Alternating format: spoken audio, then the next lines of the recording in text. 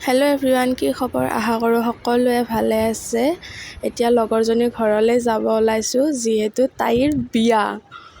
বিয়া কোনদিনীয়া সেইটো পিছত ক'ম। আজি আমি এটা ব্ৰাইড টু বি কৰিম বুলি কেনে ভাবিছিলোঁ, কিবা এটা প্ৰব্লেমৰ কাৰণে নহ'ল। পিছত এয়া মছজিদ পালোঁ, গৈ আছোঁ তাইৰ ঘৰলৈ। কেক চেক লৈ পিনে একদম আৰু আজি ফটো চটো উঠিম বুলি আৰু কিবা এটা মেমৰি হিচাপে ৰাখি থ'ম। আমি একেলগে ডাঙৰ হোৱা সৰুৰ পৰাই। বিয়াৰ কাম চলা নাই বাৰু, এতিয়া চলিব লাহে লাহে। এয়া ঘৰ আহি পালোঁ, মৃদুল ইয়াতেই আছে, দেখাই আছোঁ ৰ'ব।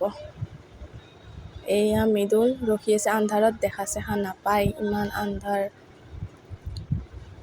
ইয়াতে আঞ্জুমাও আছে। এয়া আমাৰ কইনা উলটি আছে, একদম হাই কৰি আছে তাই, হাই। অলপ ফটো চটো উঠিলোঁ। তাই চাপৰ যে গাইছ, তলত পীৰা দিব লগা হৈছে।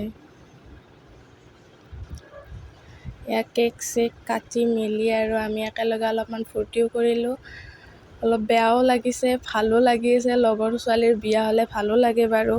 সিমান বেয়াও লাগি আছে, আমাক এৰি তাই গুচি যাব।